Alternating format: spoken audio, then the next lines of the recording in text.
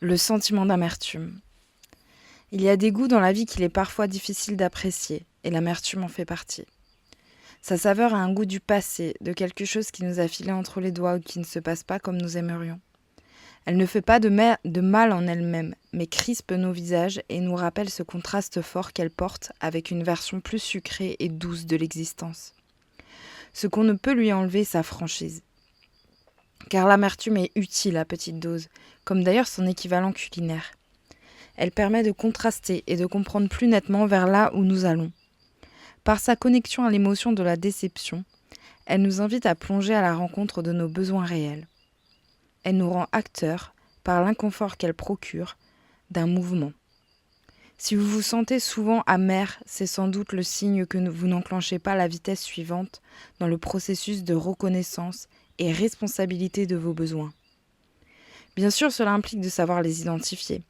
La plupart du temps, quand nos besoins de base ont trouvé leur réponse, une liste assez grande de besoins variés émerge d'un dénominateur commun qui est celui de l'amour. Parfois, ces besoins se décrivent comme de la confiance, du soutien, un besoin de lien ou d'autonomie. Peu importe sous quelle forme ils apparaissent. L'étape qui vise à passer outre le sentiment d'amertume nécessite une introspection pour identifier quel besoin n'est pas nourri. Une fois le besoin identifié, nous sommes invités à observer quels sont les moyens de répondre à ces besoins. Souvent, la difficulté réside dans le fait d'amener plusieurs chemins possibles.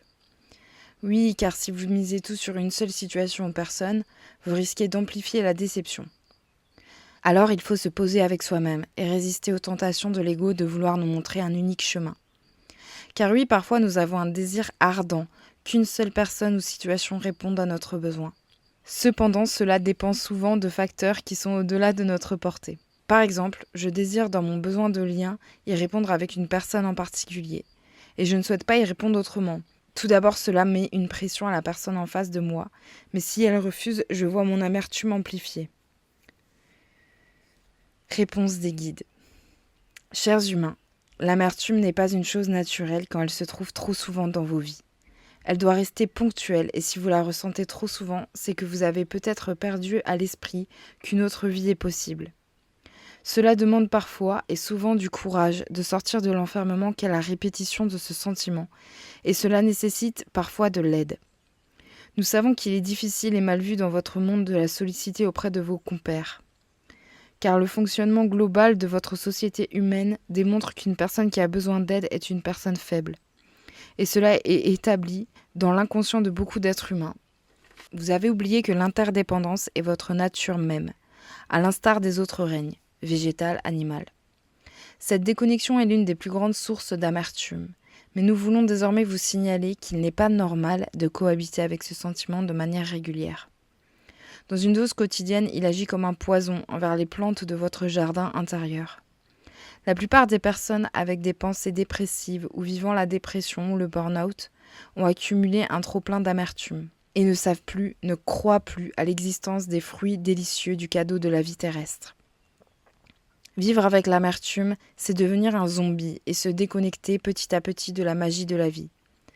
Nous vous invitons à vous relever et vous dresser face à cette énergie et lui dire stop, car véritablement, vous choisissez ce que vous cultivez dans votre jardin.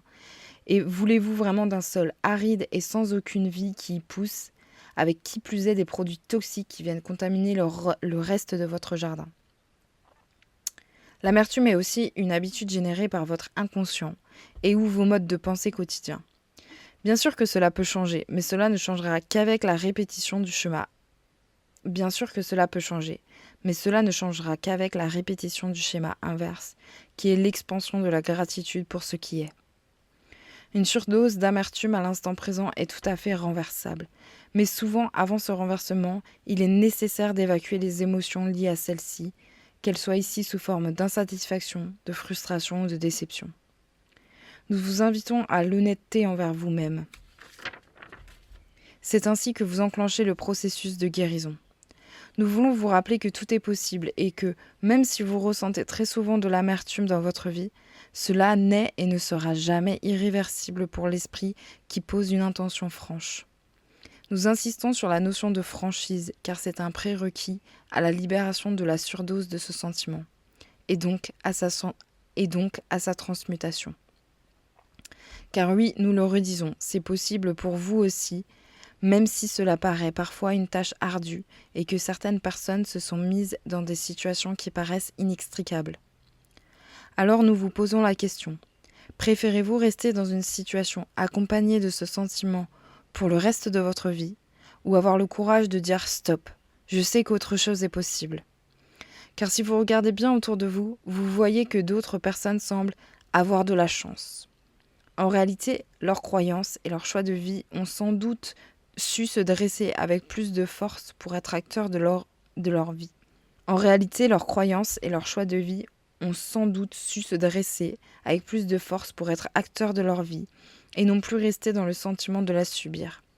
Car l'amertume est une pénitence que vous vous auto-infligez. Bien sûr, et encore une fois, la quitter passe parfois par l'aide et l'accompagnement d'une personne annexe. Il existe tellement de thérapeutes et de thérapies compétents et compétentes désormais. Demandez à la vie, à Dieu, à vos guides de vous offrir les synchronicités nécessaires au fait de rencontrer ou d'entendre parler de quelqu'un de compétent. À l'heure actuelle, et même si vous avez un certain âge, il est normal de se faire accompagner. Vous vivez dans une société où l'inconscient a tellement été affecté que ne pas se faire accompagner conduit souvent à s'auto-saboter encore plus.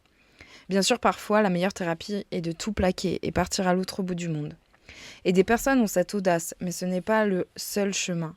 Comprenez que pour beaucoup d'entre vous, réapprendre à être vivant, à se sentir vivant, ça s'apprend. Comprenez que pour beaucoup d'entre vous, être vivant, se sentir vivant, ça s'apprend. Les deux chemins sont donc possibles. Soit d'accepter votre incapacité à vous décoller de l'amertume et donc vous faire aider, soit accepter votre capacité à transmuter cela seul et donc à passer à l'action. Oui, cela peut nécessiter des actions et des décisions qui peuvent être douloureuses pour vous ou pour les autres, ou alors risquées car on ne sait pas ce qu'on perd mais on ne sait jamais ce qu'on gagne.